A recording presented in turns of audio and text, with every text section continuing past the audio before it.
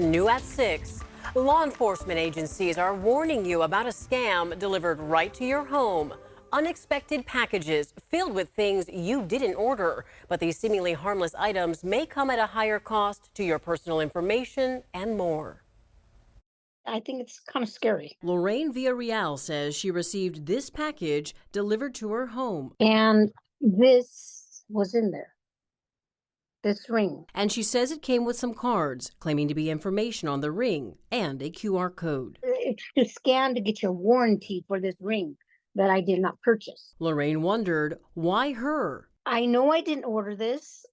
And then I found out none of my kids gave this to me. So it was kind of scary, like a mystery. Why would someone be sending this? Here, Detective, these are some of the other cards. So I turned to law enforcement for answers. Definitely a link you wouldn't want to click on. I showed Detective Sean Smith with the Sacramento County Sheriff's Office Lorraine's pictures of the items she received. She covered the QR code to safely take the picture. Certainly seems like a scam because the package was sent, and then it wasn't just sent and delivered, it was sent with the ask that you follow up with the warranty for the item. He says the QR codes likely link to some type of personal information gathering. It wouldn't surprise me if it was going to ask for some deposit or some surety, so it may have asked for a card number or something like this. It's just another way to mine somebody's personal information. And use that information to potentially scam you out of money. They're known as brushing scams. The U.S. Postal Inspection Service says one of the intentions is to write a fake review of the item in your name. These fake reviews help fraudulently boost the product's ratings and sales numbers. It seems like a lot of work. Is it really worth their while? Why are scammers going through these great lengths? I would imagine their end game is probably a little bit larger than some of the typical phishing, email phishing type scams. That item is sent out to numerous people, and if they get, one fish on the hook who bites, it's lucrative for them because what they're sending out is probably just completely worthless and doesn't cost much at all to do. Turns out Lorraine isn't alone.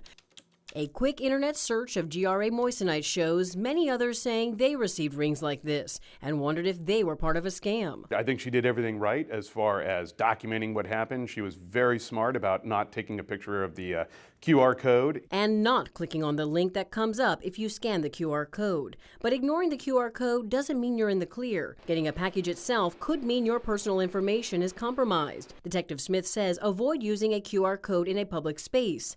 Type the link in your browser instead of clicking on it.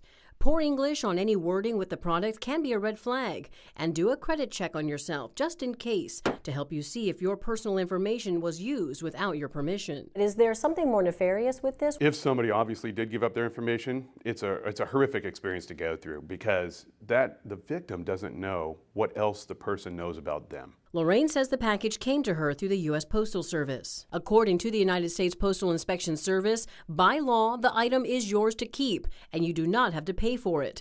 But Detective Smith says there's not much you can do to stop getting packages like these. If a scammer does get your money, law enforcement can work with banks to try to get that money back. It's very frustrating because it's not going to get any better, especially with the advancement of artificial intelligence and its use and incorporation into scams. It's going to, unfortunately, I think it's going to explode.